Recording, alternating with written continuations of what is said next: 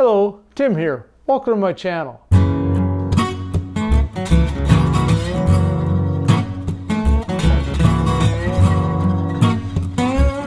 Perhaps some of you, like myself, have grandkids or maybe just young children that really want to get into woodworking, or they like what you do and they like hanging around in the shop.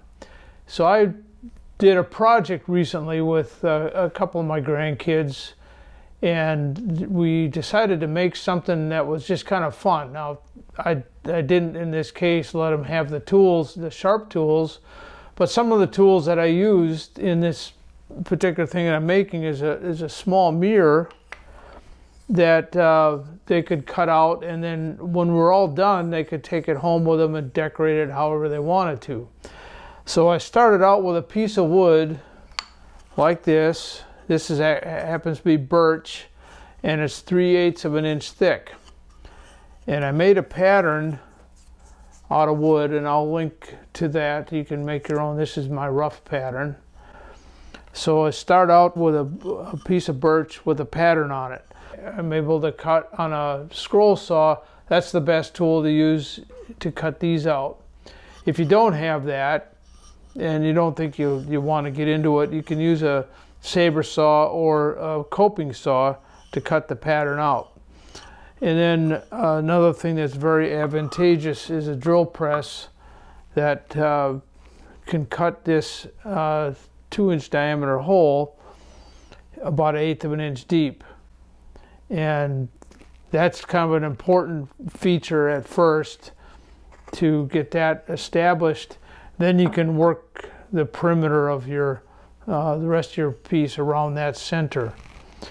The purpose is that I have a bunch of little mirrors that I got from Hobby Lobby store. They're pretty inexpensive for, I think there were 10 of them. Another tool that I made up for this purpose is a little piece of wood. It's part of a handle that has a piece of cork, 1-inch cork glued onto it. Once I've got it all shaped and all that, the glass is just pressure fit in here, and it's very tight. I didn't use glue because glue would have created a little bit of a problem in the pressure points. You could, if it's loose, if you made your piece a little bit bigger bit, then you could glue it down in there to keep it. But I did this all before I finished it. So this mirror is finished with walnut oil and a little bit of shellac mixed in and buffed out. So I'm going to take you through the steps that I did to get the carving done. I just added a kind of little fleur-de-lis, I guess you could call it, feature on the end.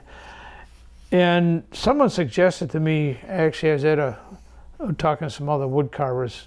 So one of the carvers suggested that I could do a pattern on the back. The ones I gave to my grandkids, I thought they're going to paint it or do something fun. You could wood burn an image on there. I haven't finished the flower yet.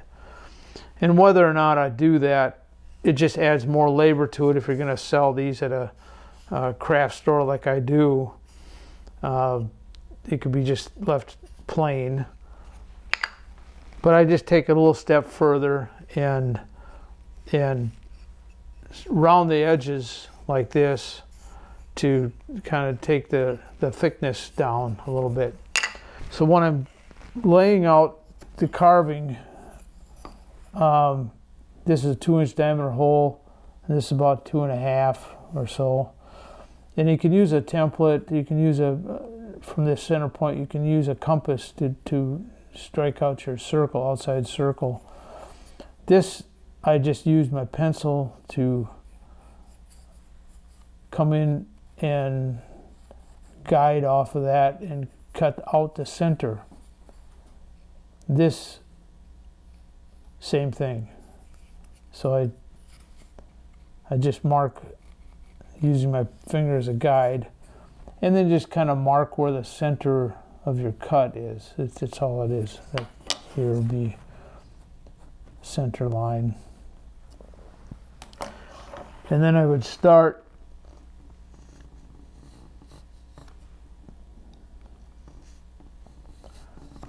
defining that with the knife.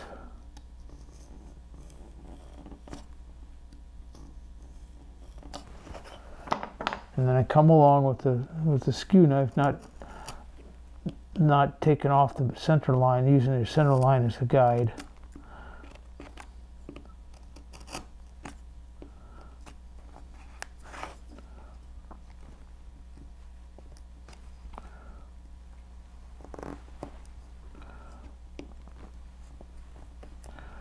And then come up to that line, maybe have to redefine it again, go a little bit deeper.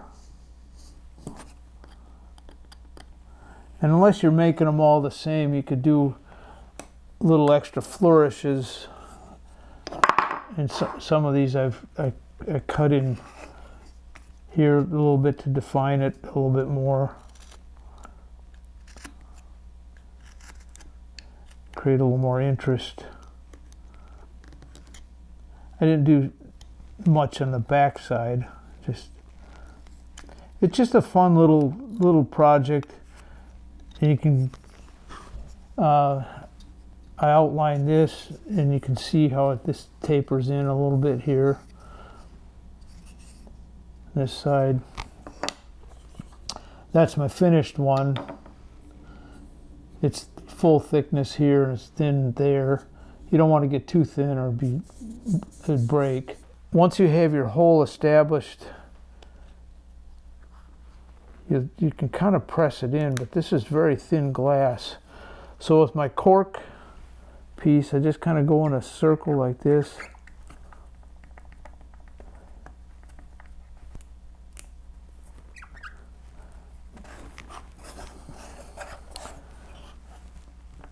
It kind of reminds me when I used to collect coins and you had that coin book and you have to kind of snap the coins in, but you know that they aren't going to break. This could break.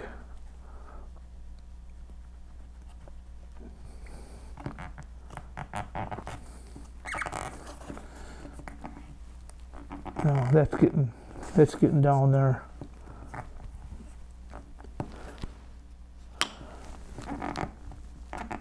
I haven't broke one yet, but doesn't mean I couldn't.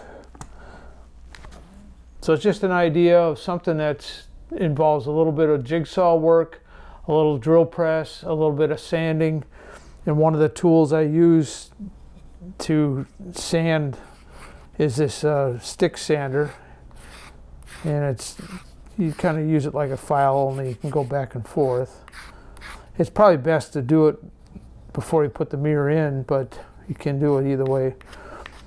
And to do that, to do the sanding around, I make sure that I have the center line defined, so you don't overextend one side or the other and you end up more uniform like this is here.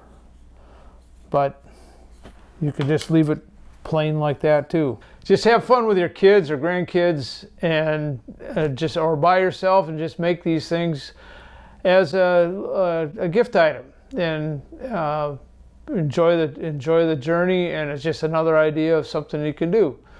So thanks for watching.